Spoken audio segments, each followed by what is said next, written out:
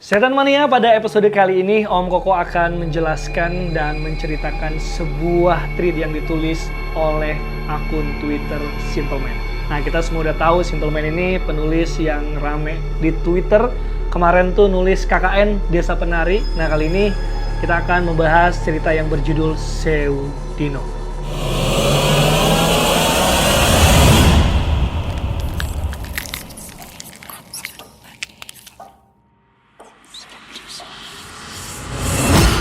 Setan Mania, cerita ini akan menggunakan sudut pandang si Sri nih sebagai tokoh utama.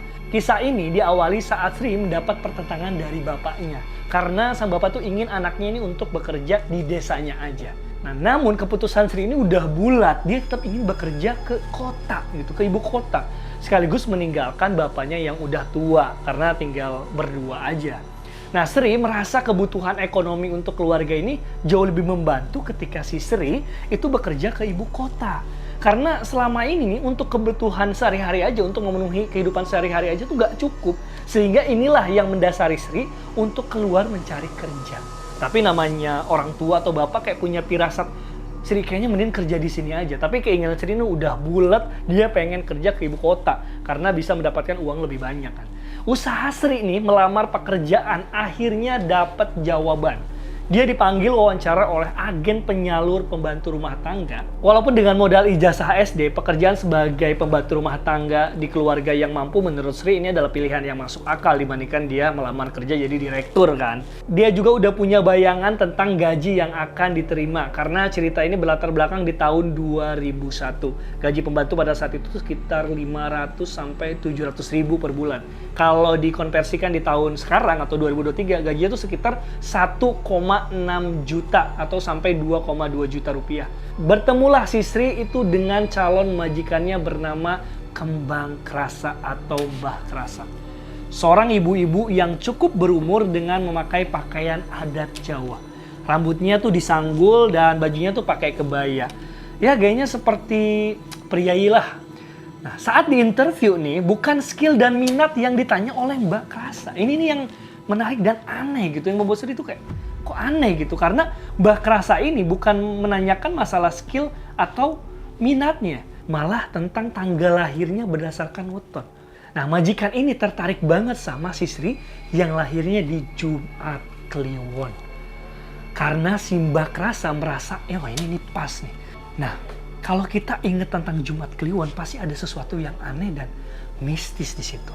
Nah, si Sri ditawari gaji yang melebihi ekspektasinya, yaitu 5 juta rupiah. Bayangin, dari pikiran ekspektasinya 700 ribu, sekarang bisa 5 juta.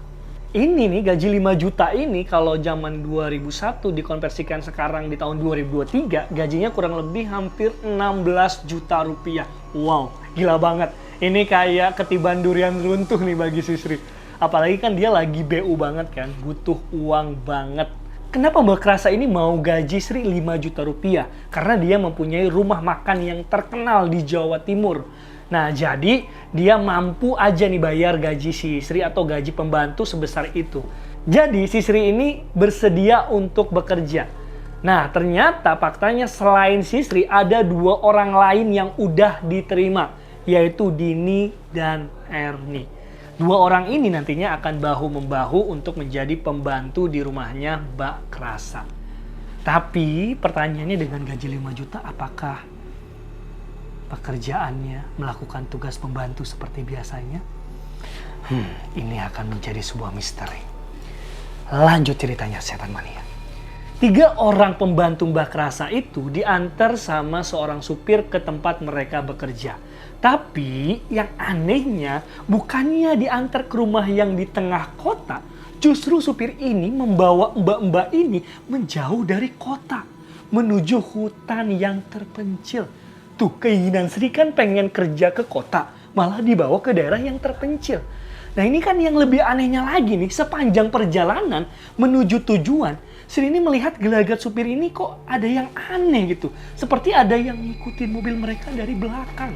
Nah, si supir ini faktanya juga selalu berhenti di persimpangan jalan dan menaruh wadah kotak dari daun pisang yang di dalamnya berisi bunga-bungaan semacam canang. atau sesajen gitu lah. Nah, apakah ini berhasil menghilangkan kecemasan si supir? Ya, wallahualam, kita nggak tahu. Nih kenapa si supir ini kok naruh segitu? Nah, setelah mereka berjalan bersama supir itu dengan keanehannya, sampailah mereka di rumah gubuk di tengah hutan. Gak ada tetangga di sekitar rumah itu. Hanya ada pohon-pohonan besar dan semak belukar. Gila, ngeri banget setan mania. Sampai di sana, si supir pergi meninggalkan 3 pembantu itu di rumah bersama seorang kakek-kakek. Tapi karena ini ceritanya horor ya, bukan kakek Sugiono yang menyambut mereka semua. Tetapi Mbah Tamin. Kita lanjut ceritanya, setan mania.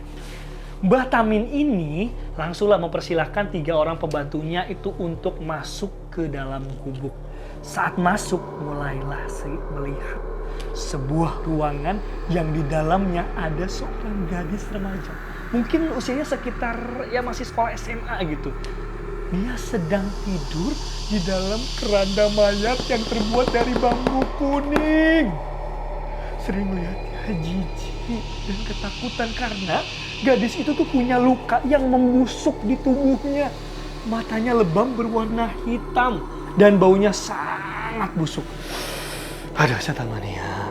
Kita kalau ngelihat kan bayangin si Sri masuk. Pas lihat si cewek itu berada di keranda dengan bambu kuning.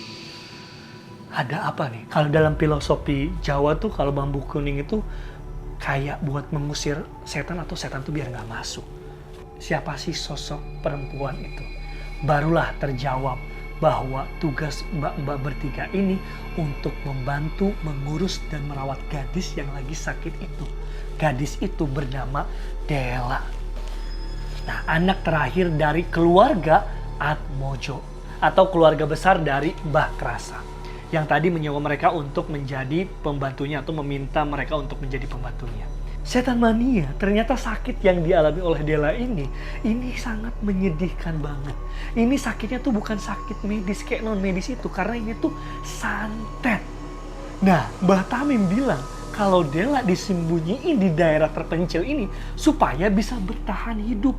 Supaya ini santetnya tuh bisa dikeluarkan dan bisa hidup normal lagi. Nah, tapi kan pertanyaannya gimana nih caranya? Nah, ini juga menjadi misteri. Karena Mbah Tamim setiap kali ditanya oleh Sri yang kritis ini, Sri kan orangnya kritis banget.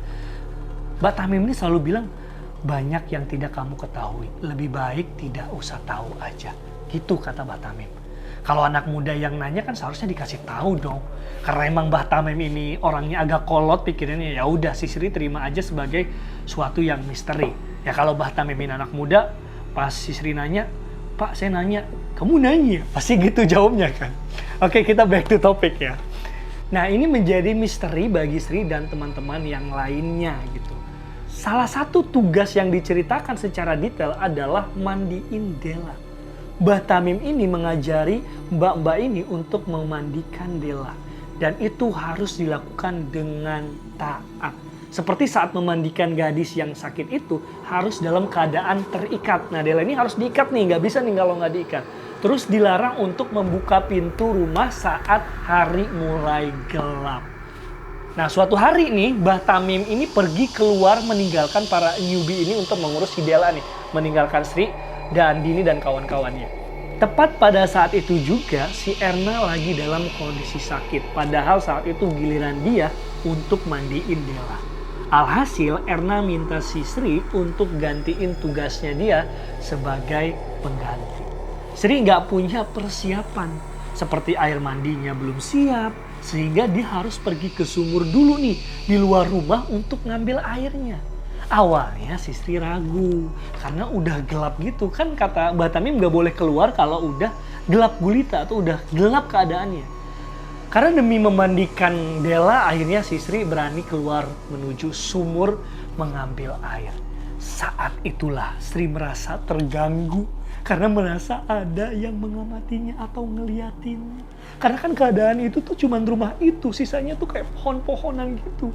Karena ngeri, si Sri akhirnya kepikiran untuk buru-buru masuk ke rumah dan memandikan Dela. Nah, karena buru-buru itulah membuat tangan dan kakinya si Dela itu belum terikat saat Sri memandikannya.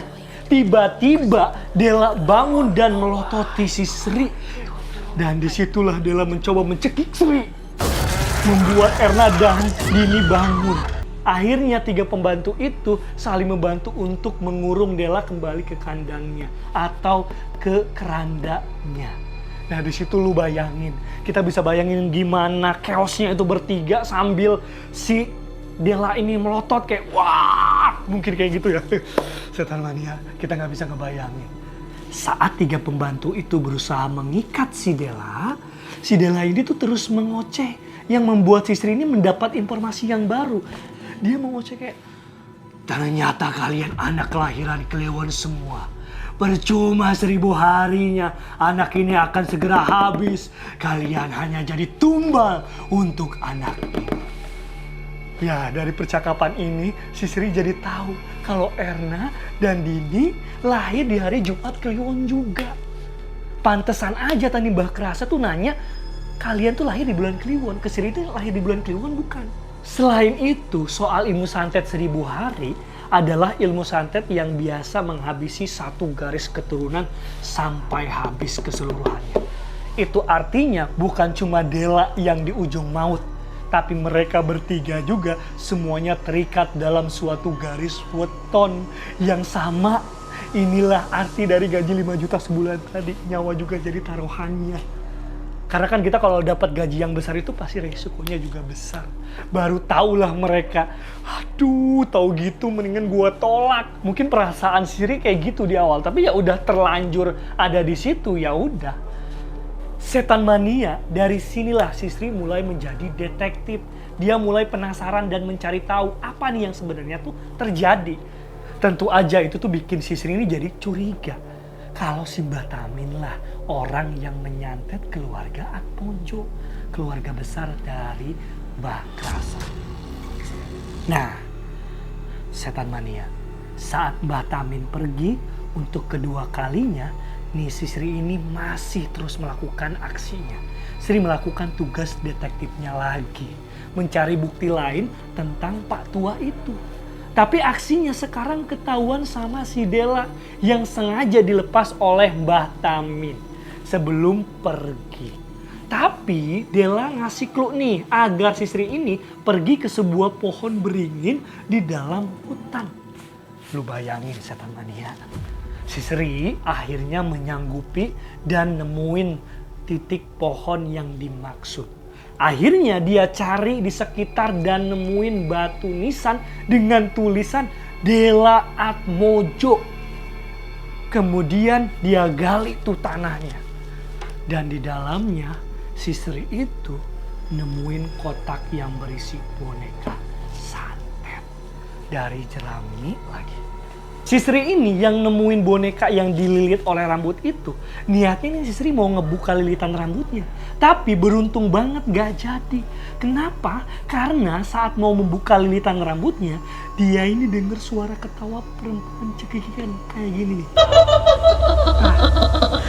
Akhirnya Sri ketakutan dan kembali ke rumah dengan membawa boneka santet tadi. Disimpanlah benda keramat itu. Boneka itu disimpanlah di lemari.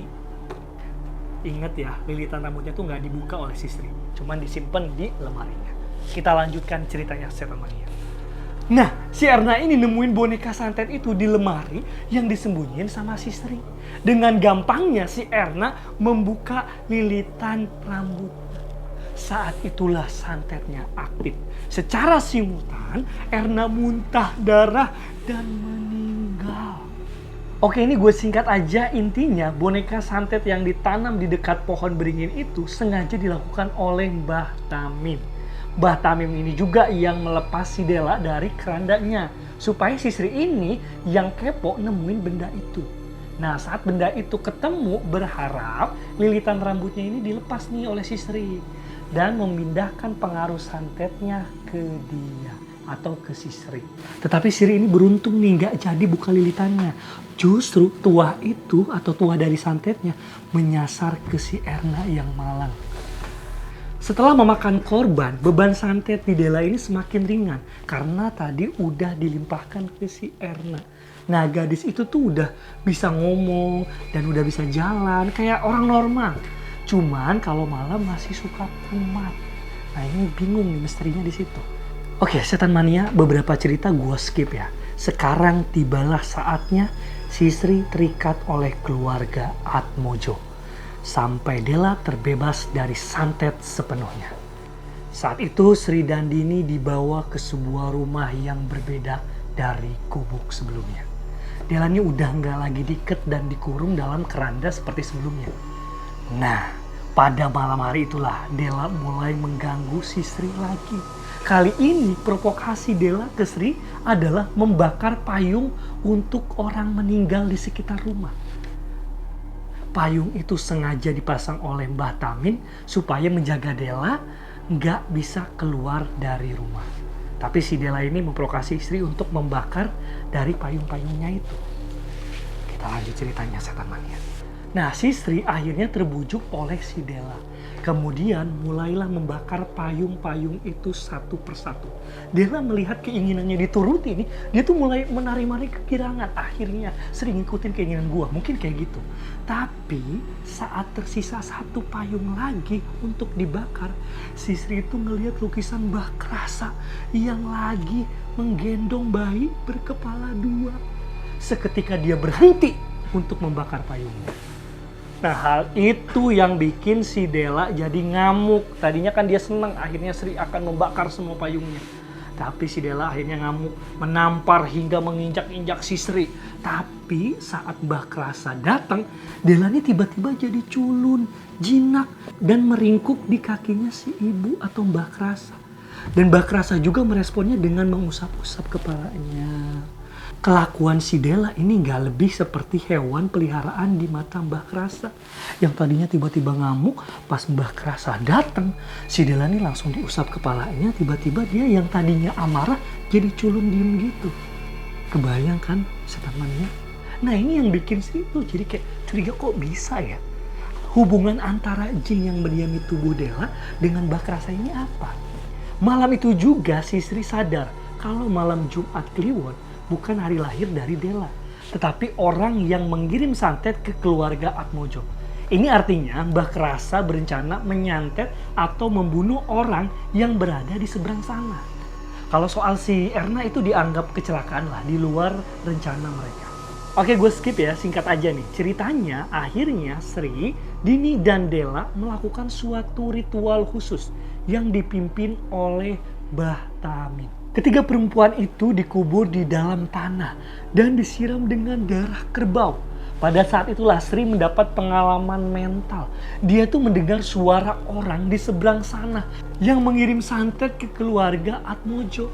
Orang itu berteriak dan mencaci maki dengan suara yang gemetaran. Ternyata suara itu dari keluarga Kuncoro, guys. Keluarga yang santetnya ini lagi beradu mekanik melawan keluarga Atmojo. Gila, kita bisa bayangin nih setan mania, adu mekanik santet Atmojo dan Kuncoro. Nah, jadi keluarga Atmojo sama Kuncoro ini adu mekanik. Terus nih pengalaman mental lainnya, Sri melihat Dela menggendong jin yang wujudnya seorang wanita dengan perut buncit dan tak berkaki. Gila setan mania, lu bayangin, perutnya buncit gak berkaki. Sosok wanita yang mengerikan itu mendampinginya, menjilati borok dan luka biru Dela dengan lidah panjangnya. Jin wanita itu disebut juga sebagai Senggar Turi. Selain itu juga nih, Sri juga melihat jin laki-laki yang dengan kaki yang amat panjang dengan wujud yang menyeramkan. Namanya Banarogo. Oke setan mania.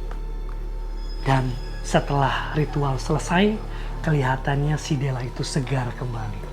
Tanda kesehatannya pulih total dan pengaruh santetnya telah hilang. Gadis itu berterima kasih kepada Sri, namun Sri ini masih menyimpan banyak pertanyaan selama mengalami peristiwa mistis di dalam keluarga Atmojo. Datanglah Sri ke Mbah Krasa dan langsung nyerocos kayak gini nih. Senggar Turi dan Banarogo itu adalah jin peliharaan Anda kan? Anda jadikan alat untuk menghabisi semua keluarga Kunchoro. Tapi rupanya keturunan terakhirnya bisa menangkap Banarogo, menggunakannya agar Senggarturi bisa menyiksa Dela. Setan mania ini jadi sebenarnya yang membantai keluarga Kunchoro dengan santet adalah geng Atmojo bersama Mbah Tami. Dua jin, Senggaturi dan Banarogo itu ditugaskan untuk membantai mereka. Namun saat Banarogo tertangkap dan dijadikan tawanan oleh keluarga Kunchoro, ini membuat Senggarturi berbalik menyiksa Dela Atmojo. Nah, setan mania, cerita di akhir dengan Mbah Krasa yang memberi pilihan kepada Sri. Apakah tokoh utama ini mau menjadi pengikutnya dengan hidup yang lebih terjamin atau kembali ke bapaknya? Tanpa ragu, Sri ini memilih pilihan kedua.